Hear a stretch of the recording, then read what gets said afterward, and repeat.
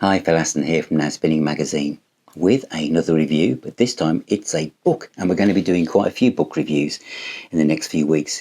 But what better place to start than definitely by Def Leppard. Now, this is a massive book, an absolutely work of art from a bunch of musicians who are responsible for creating rock art, literally for our ears and now for our eyes.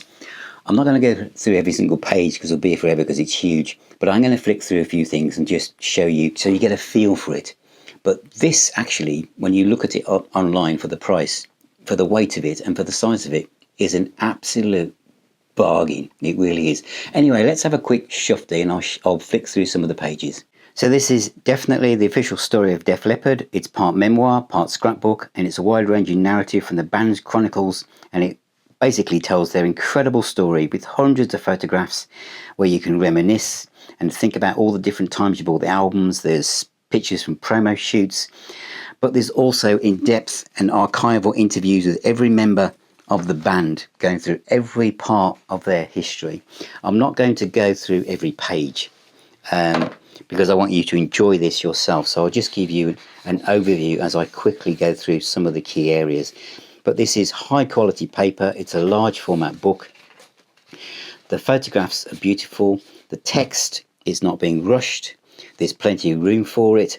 And you can tell this is originally a limited edition book, deluxe book. And I don't have that, so I don't know whether there's been anything's not in this that was in that, but I wouldn't know. But the detail, the concert tickets, etc., the photography, the stories, the clippings, the preface by Brian May, these pictures of the rehearsal rooms, pictures of the cassettes where they were doing demos and stuff, the schools they went to, these early pictures. It's just absolutely wonderful, and you get a real sense of feeling close to the guys.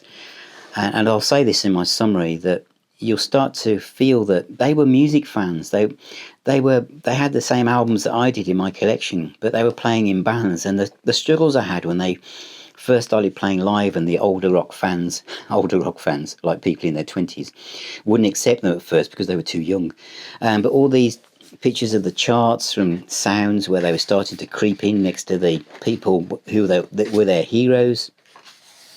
It's brilliant.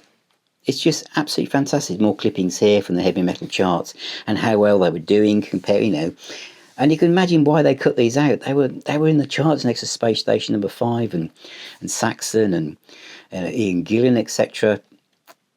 And then of course we go through different parts of their history when things weren't going quite as well. Pete Willis, struggling with alcohol and the tough decisions they had to make. But also remember how young they were. But look at all these candid pictures there are from each period, and you realise just how young they looked. But I think the honesty here is fantastic. Then we're into Pyromania. Again, great photographs. Absolutely superb photographs. But each member of the band is given time to talk, and you can tell they're not being edited. They're talking in a nice, relaxed way, and they're being honest about obviously the Steve Clark alcohol problems and unfortunately losing his life, and then Rick Allen with the car accident where he lost his arm. This band have been through the wars. This is a real story. It's a real film in a book. It really is. And the fact that they were together from when they were really, I'll say this as somebody, Rick Savage joined them, when he was 15, so to be together for that long and how we change as we all of us go through life, and to still be connected to, someone you've known all that long. It must be hard work. And it's just great. As I flick through this, I just want to kind of emphasise the fact that whatever stage you arrived at with being a Def Leppard fan, you will enjoy this. If you don't have all the albums, you'll want them all. And, and Vivian Campbell also, such a great fit. And obviously, Phil Collen as well. Just a great bunch of guys. And it's it's wonderful to have this book in my collection, and it's something that I will be dipping into a great deal. Look now, I'm still flicking through this, and there's still tons to come. You know, in a lot of rock books, they kind of, all the emphasis is at the beginning, and as you get through to the later albums, it becomes like 2 pages and then half a page, whereas the albums at the front of their career end up having like whole chapters to them. This is almost equal. Nothing to them, to the band, they put as much love and passion into every album, even if it was one that didn't sell as much as their big blockbusters. To them, the albums are their children, and they're given as much love and passion to them as they talk about them all the way through their career. And I think that also comes across, and you really feel by the time you get to the end of the book that not only do you know Def Leppard better, but you just feel closer to them, and you feel closer to the music because of it. So that is definitely by Def Leppard.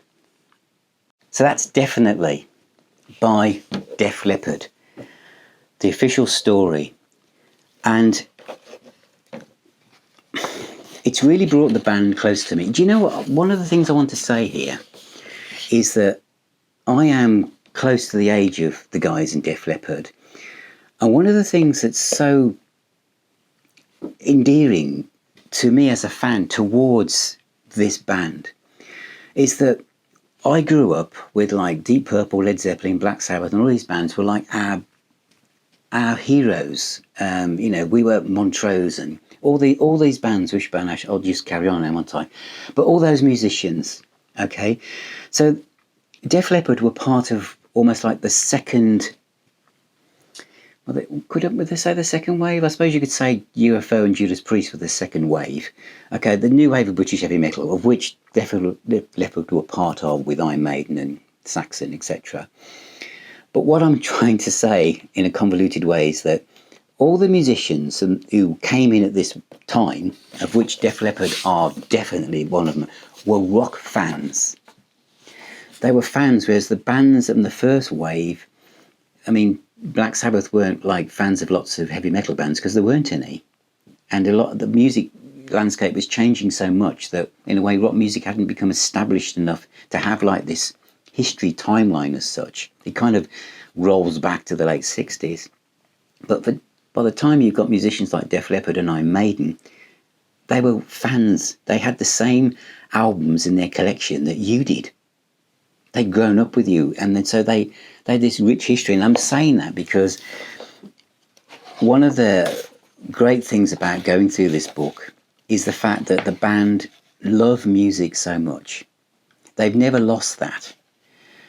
This isn't just someone talking about, oh, we played Madison Square Gardens and, you know, then we sold 5 trillion records or whatever. This is them talking about when they were at school, when they met their mates, what their records they recently bought, what they watched on Top of the Pops, what records they kind of shared with each other, the kind of things they liked. And you don't really get that with the first generation of bands. And so what comes across is that enthusiasm for the music that inspired them to become Def Leppard in the first place is absolutely still burning within them. It really, really is. And the photographs in here are that's the other thing. The first wave of musicians probably didn't keep lots of stuff because they didn't really think about it, because you wouldn't. But Def Leppard are kept their own archives here. You know, all the cuttings, all the little notes and things. They must have cut them out, and maybe their mums and dads kept them, because you never know. They were so proud of their sons being in a band. But the other thing that, of course, that comes across when you go through this is how young they were. Because, and you think, well, so was I when I was in 1978, 79. But they were.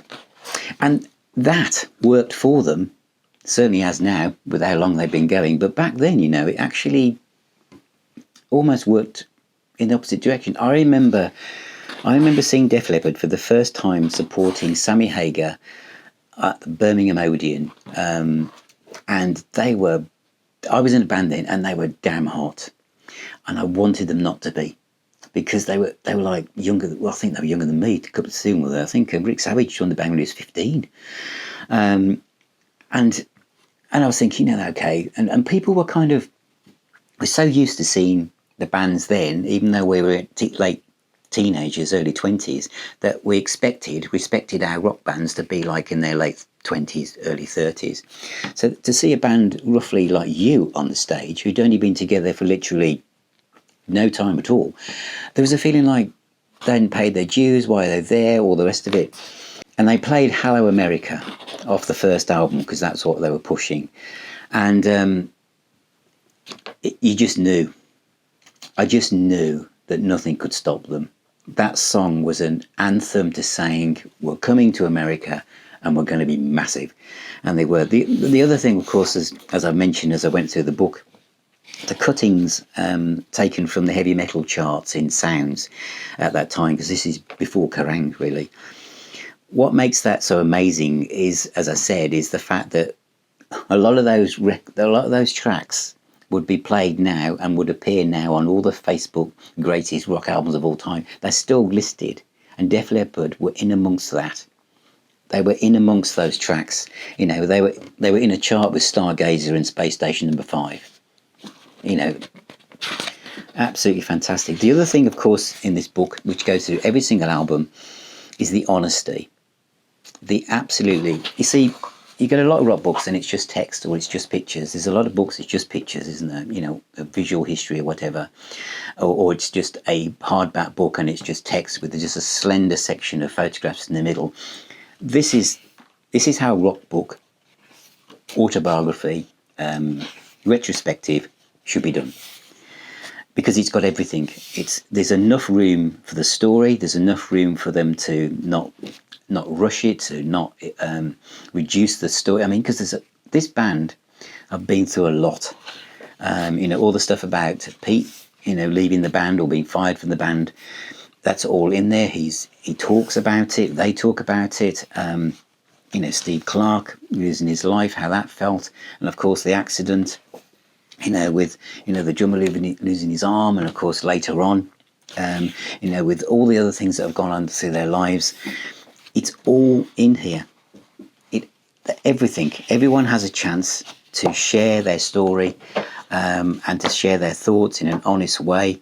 Vivian Campbell talks about, you know, obviously his cancer diagnosis and how that came about. It's all there. And I think that's what makes this so fantastic. And Rick Allen talks about how he had to adapt, as I say, you know, losing his arm. And they go through every single album. It's warts and all. There's nothing left out. But the photography, all the memorabilia, and everything about it, right up to date when they're supporting Kiss, their idols. And again, what can I say? What can I say, really? But one thing I will say, to again just end on.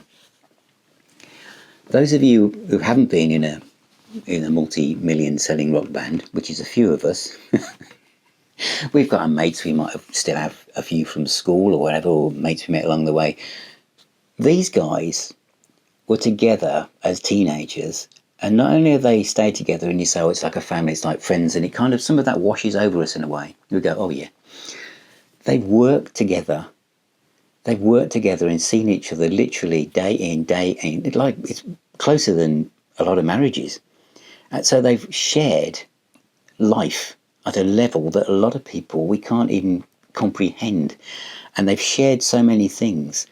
And, you know, so all of that is captured in this, because the reason why I'm saying that is because reading this book made me really appreciate their relationships with each other, their relationship with the music, that brought them so much joy. There's a section about the benefit concert or memorial concert for Freddie Mercury, etc. It's just marvellous. There is nothing left out. Every moment that has meant something to them, whether it's good or bad, is in the book.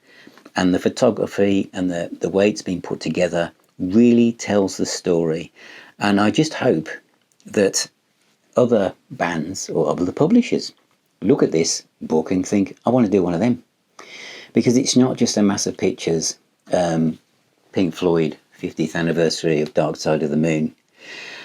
They're involved, and you can just tell that they want to tell this story. It's honest, brutal in places, beautifully laid out, and also it's a book where you can just open it anywhere and immerse yourself in the story as and where. And again, if you're a huge fan or not even maybe such a huge fan, and you're playing the album, one of your favourite Def Leppard albums, you can go to that section in the book and read about how that album came together, what was going on around it, how they were doing, what else was going on, and it's all there. And I would imagine, as you flip through the book and you think, oh, I haven't got that one, you'll end up buying it. So it's available everywhere, and it's an absolute bargain, and as you've seen, it's well worth it. So thank you for watching, thank you for being here, thank you for subscribing, becoming a patron. Ring that little bell if you're watching this on YouTube so you don't miss out on any future videos.